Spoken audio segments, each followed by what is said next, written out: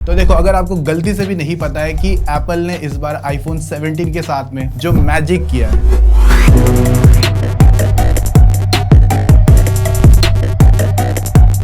जो कि लाइक बहुत लेट है, 120 हर्ट्ज का डिस्प्ले फाइनली दिया। हालांकि 2025 के हिसाब से कोई नेक्स्ट जनरेशन चीज तो नहीं हुई थी, पर एप्पल ने किया है तो भाई बात अलग थोड़ी सी बन जाती है। और काफी टाइम से हम ऐसी वीडियो भी कर रहे हैं जो नॉन प्रो डिवाइसेस होते हैं, जैसे कि iPhone 17 इस बार है, और सैमसंग की तरफ से S25 जो करंट लॉन्च हुआ। जिस दिन मैं वीडियो बना रहा हूँ तो मेरे सामने एक लीक आई थी जहां पर S26 अल्ट्रा थोड़े से ऑरेंजिस कलर में जा रहे हैं। सो अभी कहाँ से कैसा होगा आई डोंट नो, क्योंकि अगर आएगा तो फिर एक और वही वाली बात है कि लाइक ये देखो, ये अभी देखा देखी पे उतर है।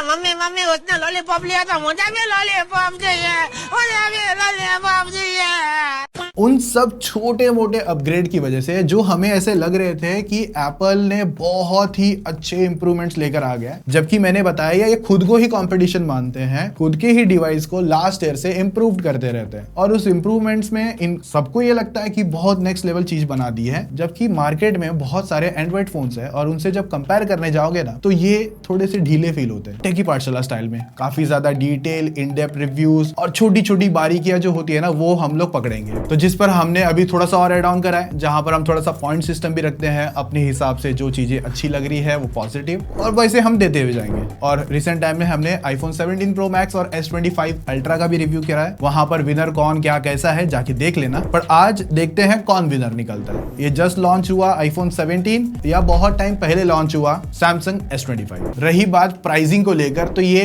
83,000 रुपीज का है, जहां पर 256 GB वेरिएंट आता है, और S25 जब लॉन्च हुआ था तभी 12 GB 256 वेरिएंट के साथ में था, और अभी इसकी प्राइसिंग थोड़ी सी कम हो गई है, मतलब 10,000 रुपए आपको iPhone 17 से कम देखने मिलता है। और कार्ड ऑफर वगैरह वो आपका पर्सनल होगा, किसी को मिला नहीं मिला वो एक अपना चीज निकाल के आएगा। बाकी कलर ऑप्शन अपनी पर्सनल चॉइस है, किसी को इसके कलर भी पसंद है और किसी को ये वाले कलर भी पसंद है। मुझे थोड़े से फंकी वगैरह थोड़े से ज्यादा अच्छे लगते हैं, दैट्स व्हाई मैंने ये S25 खरीदा था उस टाइम पे, ये रेड कलर, और ये ना मतलब वेबसाइट ओनली था। प्राइसिंग और बाकी सब चीजों को लेकर मेरा जो पर्सनल थॉट दो, जो मुझे पसंद है या चीज है, तो वो डिपेंड करेगा आपके हिसाब से भी। और मेरे हिसाब से ऐसा था कि दोनों को मैंने सिमिलर 4 पॉइंट्स दिए थे, क्योंकि मुझे लगता है कि हाँ अभी थोड़ा सा कम हो गया है, पर आगे जब चीजें समझोगे ना तो ये दोनों का जो 4 पॉइंट है ना, तब कैसे वैलिड हो रहा है वो आपको समझेगा। लुक एंड बिल्ड में आईफोन अपना एक बिल्ड लेकर आता है, कुछ इसी तरीके के सिंपल कैमरा। सुनने में आ रहा है कि अगले साल ये सीधे कैमरा टेढ़े होने वाले हैं, चलो जो होगा देखा जाएगा। और इनके ट्रिपल सेटअप कैमराज आते हैं, ये थोड़ा सा light weight, in hand feeling में थोड़ा सा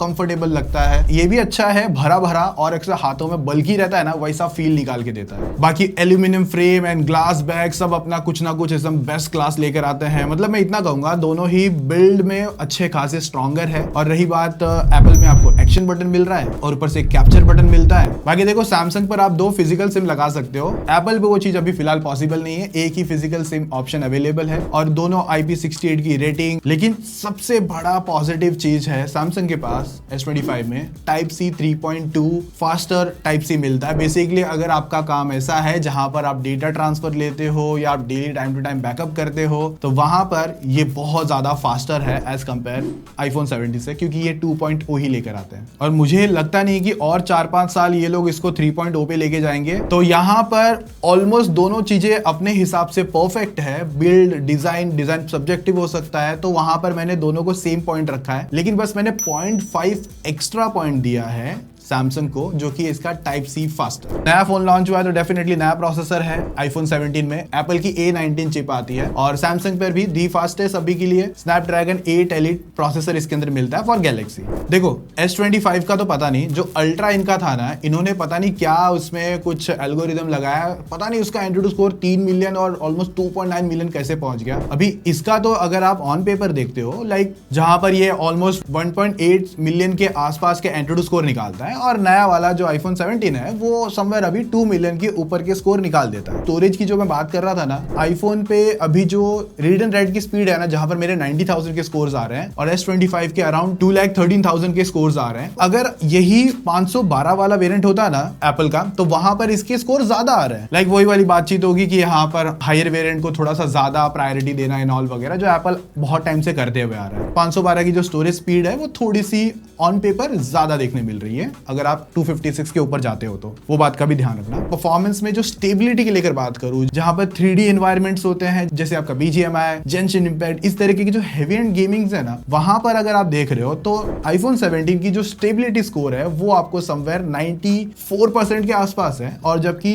S25 में वो बहुत कम देखने मिल रही है। लेकिन अगर आप लूप स्कोर्स देखते हो, बेस्ट लूप स्कोर, तो वहां पर सैमसंग के पास ज्यादा है, जबकि स्टेबिलिटी में आईफोन थोड़ा ज्यादा बेटर। तो जिस पर मैं थोड़ा सा गेमिंग अगर इंक्लूड कर दूं, जो आईफोन 17 है ये थोड़ी ज्यादा बेटर गेमिंग करवा के दे सकता है एज कंपेयर S25 से, खास करके BGMI की अगर मैं बात करूं तो। और BGMI की अगर आप नहीं खेलते हो, दूसरे गेम खेलते हो, तो यहाँ पर आपको ऐसा इश्यूज नहीं है। बाकी सारी टास्क जो इसमें अच्छी चल रही है भाई, इसमें भी मक्खन चलती है, क्योंकि 8 एलिट प्रोसेसर है, ऐसा कोई छोटा मोटा प्रोसेसर नहीं है भाई, अच्छी खासी पावर जरूर निकाल के देता है। पर लॉन्ग टर्म 3D एनवायरनमेंट्स की गेमिंग जैसे कि BGMI अगर मैं इंक्लूड करता हूं तो वो मुझे थोड़ी ज्यादा बेटर आईफोन 17 में लगी। बट इसमें एक प्रॉब्लम है कि इस पर आपको गेम 90 हर्ट्ज पर ही कैप मिल रहा है, जो मैं आपको थोड़ा आगे डिटेल में बात करूंगा। आईफोन को इस बार 5 की रेट दे सकता हूं, बट मैं थोड़ा सा मैंने टेस्टिंग कर रहा था, Antutu बेंचमार्क अगर याद है, मैंने थोड़ी देर पहले बताया, दोनों फोन है ना तब 100% पे चार्ज थे और धीरे धीरे उनकी बैटरी उतार रहा था, ये भी समझने के लिए। परफॉर्मेंस का नंबर तो समझ नहीं था, बट मुझे ये भी समझना था कि बैटरी कौन थोड़ा बेटर निकाल के देता है। सो जहां पर मैंने Antutu चलाया, स्टोरेज चलाया, Geekbench चला दिया, फिर उसके बाद में 3D मार्क स्टेबिलिटी स्कोर्स वगैरह चेक कर रहा था, 1080p तक का 15 मिनट के लिए YouTube कंटेंट प्ले करा था, और उसके बाद में 4K में 60 FPS की रिकॉर्डिंग चालू करी अराउंड 15 मिनट की। अभी जहां पर बैटरी अगर आप देखते हो तो आईफोन 17 पर वो बैटरी 63% पर आ गई और सैमसंग पे अराउंड 54% की बैटरी। तो एप्पल थोड़ा सा लेट अभी भी कर रहा है, और उसके बाद में जो शॉर्ट्स है ना आधे घंटे के लिए चलाए गए, और फिर जो बैटरी का नंबर्स था तो वहां पर आईफोन 17 की बैटरी 54% पे चली गई और सैमसंग 46% पर आ गया। हालांकि ये जो मेरा S25 है ना, ये पूरे साल में ऑलमोस्ट 4 महीने यूज हुआ है, मेरे टीममेट के पास में भी था, जो भी बैटरी का परफॉर्मेंस थोड़ा बहुत ऊपर नीचे जरूर जा सकता है। अभी मेरे पास देखो भाई, मैंने ऑलरेडी सेल के अंदर बहुत पैसा लगा दिया था, तो ऐसा नहीं कि अभी मैं एवरी टाइम नया फोन बाय करके लेकर आऊंगा उस चीज को समझने के लिए। फिर भी अगर समझ लोगे तो आईफोन की बैटरी और ऑप्टिमाइजेशन की वजह से थोड़ा बैटरी 4-5% का आपको ज्यादा ही देखने मिलेगा S25 से। आईफोन 17 की बैटरी अराउंड 3692 mAh के आसपास है, और जो आईफोन 17 है ना, चाहे वो इंडियन यूनिट हो गया या ग्लोबल यूनिट हो गया, उन सब में ऑलमोस्ट इसी तरीके की सेम कैपेसिटी की बैटरी आएगी। और सैमसंग का देखते हो तो 4000 mAh की बैटरी है, दोनों वायरलेस चार्जिंग लेते हैं, एप्पल अपना मैगसेफ लेकर आता है। तो एप्पल इस बार 40 वॉट की चार्जिंग को सपोर्ट करता है, बट वो चार्जर भी आपको अलग से खरीदना पड़ेगा, अभी मिल नहीं रहा, वो भी मिलेगा तो टाइम लगेगा, और मिलेगा तो एक्सपेंसिव मिलेगा। एप्पल 50% की बैटरी 25 तक भी थोड़ा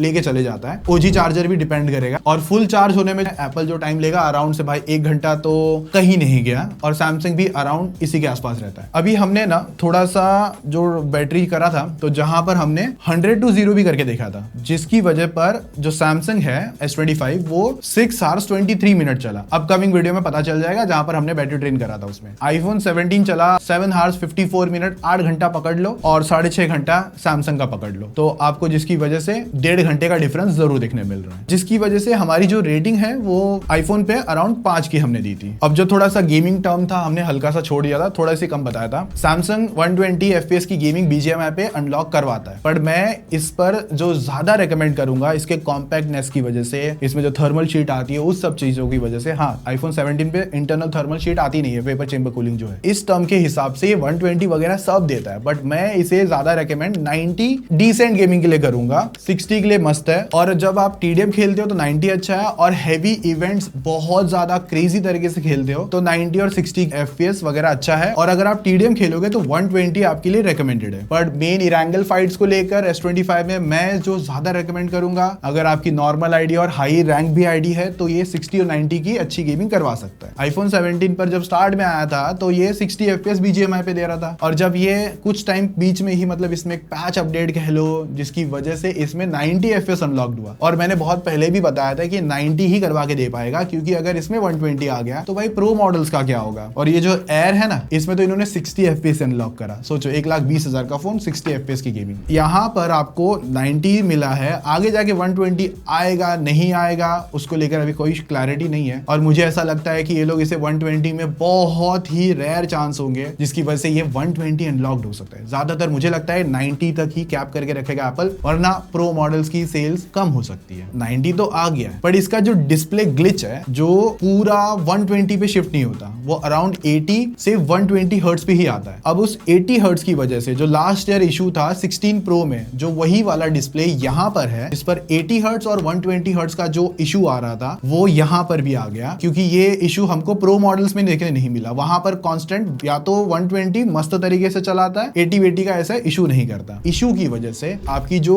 90 FPS की गेमिंग है ना, वो 90 होती ही नहीं है, वो उन्होंने 80 हर्ट्ज पर कैप्ट कर दिया। और रीजन ये दिया था, मैं कहीं आर्टिकल पढ़ रहा था, फोन की थर्मल्स को बेटर रखने के लिए 80 हर्ट्ज में कैप कर दिया है। तो भाई 90 हर्ट्ज का जिन बंदों ने FPS के साथ पॉसिबल है नहीं, और एप्पल में FPS लगाना मतलब एक अलग ही जंग होती है, जो हम बहुत रोज लड़ते रहते हैं उस चीज को लेकर, तभी गेमिंग पाठशाला पर आपको वीडियो मिलती है। तो आपने ये प्रॉपर स्टेटमेंट क्यों नहीं दिया है कहीं कि नहीं भाई हम 80 हर्ट्ज ही दे देंगे, आपको भले 90 दिख रहा होगा। वो तो मेरे को FPS लगाने के बाद ये सिनेरियो समझ गया, बट सब लोगों को पता नहीं ना। अगर इनकेस आपके हाथ में आईफोन 17 है तो आप सोच रहे होगे आप 90 खेल रहे थे इतने दिन, बट आप 90 नहीं भाई, आप 80 हर्ट्ज की गेमिंग या 80 FPS की गेमिंग कर सकते हो। तो वो एक इशू एज ऑफ नाउ है। कब फिक्स होगा? जब फिक्स होगा गेमिंग पाठशाला पर मैं आपको अपडेट दे दूंगा, तो उधर भी सब्सक्राइब कर लेना, यहाँ तो करके ही रखो, मैं तो यही कहूंगा। और अगर मैं गेमिंग का बैटरी ड्रेन भी बता दूं, तो अगर आप स्मूथ पर 90 FPS खेलते हो, जो कि अराउंड 100% बैटरी पे रखोगे, और 50% आप ज्यादा से ज्यादा इसमें चलता है 2 hours 12 मिनट के लिए चलता है 50%। और अगर कंप्लीट 100% जानना है तो वो है मतलब अराउंड 4.5 घंटे 90 FPS से कांस्टेंट चलवा सकता है। ये भाई साहब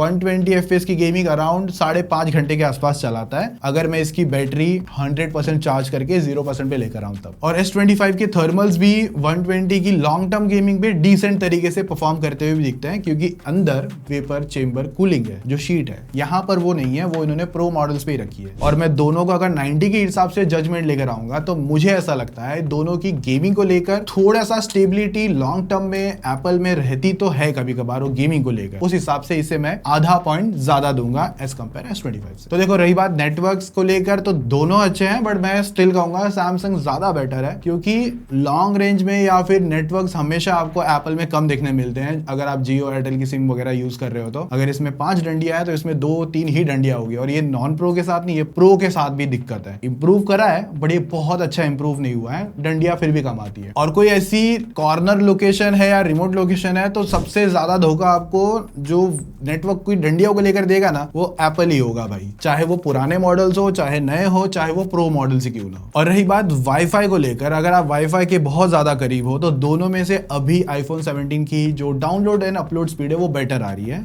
क्योंकि नई चिप ऐड ऑन करी। बट अगर आप दूर चले जाते हो वाईफाई से, तो वहां पर उल्टा हो जाता है, सैमसंग अच्छी कवरेज निकाल के देता है। यहाँ जिस रूम में बैठा हूं, तो यहाँ पर एक वाईफाई है जिसके साथ ये कनेक्टेड है, बट अगर मैं दूर चला गया तो वहां पर ये लो वाईफाई पे ही रहेगा, मतलब इसके साथ ही कनेक्टेड रहेगा, बट वहां पर जो बेटर वाईफाई है ना, उसके साथ स्विच नहीं करता। तो ये भी एक छोटी सी जो स्मार्ट चीज है, वो भी इसमें मिसिंग आती है। और फेस आईडी आता है एप्पल का, बट इन डिस्प्ले फिंगरप्रिंट मुझे लगता है ज्यादा बेटर है, क्योंकि आप कैसे भी किसी भी पोजीशन पे कहीं भी बैठे हो, तो एटलीस्ट थंब लगा के फोन अनलॉक तो कर लो। और सपोज आप सो रहे हो, तो फोन ऐसा आंख खोल के ऐसे दिखाना पड़ता है, तो सोचो कितना ज्यादा अनोइंग फीचर यहाँ पर कभी कभार वो फील करवा देता है। तो जो फ्लैगशिप एक्सपीरियंस है, जिसका आपने इतना अच्छा खासा पे करा है, तो वो ब्रेक कर देता है उस चीज को। उस वजह से यहाँ पर पॉइंट कट ऑफ होते हैं। मैं यहाँ पर इसे 4 और सैमसंग को 5 देता हूँ। देखो रही बात डिस्प्ले साइज को लेकर, तो 0.1 इंच बढ़ चुका है, और सबसे नेक्स्ट लेवल जो इनोवेशन करी है एप्पल ने, वो थी 60 हर्ट्ज से 120 हर्ट्ज, और डिस्प्ले ब्राइट कर दिया है लास्ट ईयर के मुकाबले, और इवन सैमसंग के मुकाबले भी एज पर नंबर भी। और जब ऑन पेपर हमने टेस्ट भी करा था ब्राइटनेस को लेकर,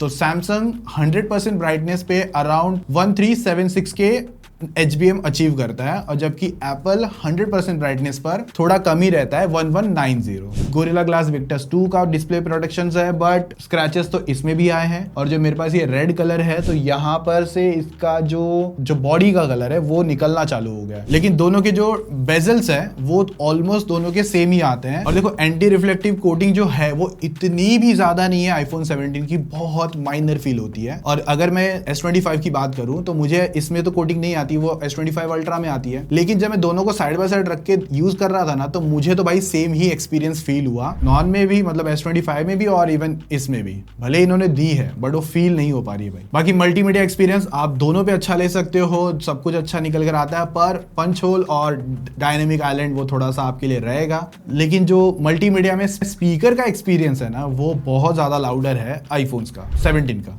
इसके मुकाबले। ये भी लाउडर है बट इससे ज्यादा लाउडर नहीं है। तो ऐसे छोटे मोटे चीजों को लेकर या ओवरऑल मल्टीमीडिया ओवरऑल एक्सपीरियंस को लेकर जहां पर इसमें पॉइंट कट ऑफ होंगे, इसके स्पीकर को लेकर कट ऑफ होते हैं, तो उस हिसाब से दोनों के स्टेबल 4.5 के पॉइंट निकल कर आते हैं। बाकी देखो यूआई एक्सपीरियंस को लेकर तो एप्पल में अपने कुछ बेस्ट चीज आती है, जैसे डायनेमिक आइलैंड के साथ हो गया, आप नोटिफिकेशन क्लोज कर लो या म्यूजिक सुन रहे हो तो वहां पे पॉपअप हो जाना, जोमेटो ब्लिंकिट वगैरह की नोटिफिकेशन आ जाना। और सैमसंग पर आपको थोड़े से अलग एक्सपीरियंस है, good locks, like good lock की कस्टमाइजेशन की वजह से आपको वॉल्यूम पे चेंजेस करना हो गया, कस्टमाइजेशन हो गई, आइकन छोटे बड़े इसमें भी है बट इसके थोड़े से अलग आते हैं। और यूआई में अपने कुछ इसके पॉइंट्स हैं और सैमसंग के कुछ अपने पॉइंट्स हैं, तो उन दोनों को अगर मैं सिंप्लीफाई करके रखूं तो दोनों को मैं 5-5 के पॉइंट दूंगा। पर रही बात अगर नेक्स्ट लेवल जो आती है या इस 25 से जो चालू हुई थी एआई, तो वहां पर एप्पल बेसिक जो चीज है, जैसे कि कीबोर्ड पे अगर आपने कुछ लिखा है, पैराग्राफ लिखा है, उसको रिफाइन करना हो गया, उसका टोन डाउन करना हो गया, तो वो चीजें आपको व्हाट्सएप पे नहीं मिलती, थर्ड पार्टी एप्लीकेशंस पे मिल जाती है बट यहाँ पे नहीं मिलती। जबकि मैं अगर व्हाट्सएप पे हूँ, इसके कीबोर्ड पे मैं रिफाइन कर देता हूँ या रिफ्रेश कर देता हूँ, तो मुझे एक बेटर टोन डाउन चीजें मिल जाती है। और भी बहुत बेसिक चीज है, जैसे कि चश्मा लगाया है, उड़ाएंगे तो एप्पल से आपकी आंखें गायब हो जाएगी, पर सैमसंग कुछ अच्छा क्रिएट करके देता है और ज्यादा बेटर क्रिएट करके देता है। तो और भी बहुत ऐसी एआई को लेके चीजें हैं जहां पर सैमसंग के पास ज्यादा मेजर पॉइंट्स है, एप्पल स्टिल बहुत ज्यादा लैग करता है। बस ये एडवर्टाइज पूरा कर रहे हैं कि एआई, मतलब एप्पल इंटेलिजेंस तो बिल्कुल नहीं है और बहुत ज्यादा स्लो भी फील होता है। चाहे इनका विजुअल इंटेलिजेंस ले लो, जो सपोज कोई ऑब्जेक्ट देख के पता करना होता है कि है क्या, एक तो वो खुलने के लिए टाइम लेता है, फिर उसके बाद ढूंढने के लिए टाइम लेता है, जबकि इनमें वो सारी चीजें आती है। सर्कल टू सर्च सिंपल है, बहुत अच्छा काम कर ये। हाँ, तो एआई में तो मैं आईफोन को बस नाम के लिए अगर कुछ पॉइंट देना चाहूं तो वो 2 पॉइंट्स होंगे और इसको फुल 5 पॉइंट्स। अब रही बात कैमरास को लेकर, तो सैमसंग पे 3 कैमरा है जिसमें से एक टेलीफोटो लेंस आता है, एप्पल के दोनों लेंस 48 आते हैं। भाई आईफोन 17 पे चीजें इंप्रूव जरूर हुई है, कलर्स हो गए, डिटेलिंग हो गई और शार्पनेस हो गई, वो ज्यादा बेटर आपको यहाँ पर मिलती है आईफोन 17 पर। S25 पर भी चीजें बेटर है बट इसका जो एल्गोरिदम है अभी के लिए थोड़ा सा मैं कहूंगा ठीक फील होता है। तो जब नॉर्मल फोटोज की बात आती है तो दोनों पे एक्सपीरियंस अच्छा है। पोर्ट्रेट्स में सम टाइम जो एज डिटेक्शंस है वो स्टिल अभी इंप्रूव्ड है S25 में, यहाँ पर वो थोड़ा सा लैग है। प्रो मॉडल्स में अच्छा हुआ है, नॉन प्रो में थोड़ा सा वो वीक फील होता है, एजेस वगैरह। और कलर्स वगैरह की बात करोगे तो थोड़े बेटर कलर अभी फिलहाल मेरे को ऐसा लगता है कि आईफोन से निकाल के दे रहे हैं। अब अगर बात करोगे सेल्फी में, तो यहाँ पर आईफोन के पास थोड़े से बेटर रिजल्ट्स है, जैसे कि 18 MP का स्क्वायर कैमरा यूज करा गया है, तो जिसकी वजह से यार आप वाइडर ग्रुप सेल्फीज आप ऐसे ही फोन पकड़ के ले सकते हो, आपको ऐसे करने की जरूरत नहीं पड़ेगी। और उसके बाद में फ्रंट में ही जो वीडियो बनाने का एक्सपीरियंस है वो बेटर होता है, आप ऐसे ही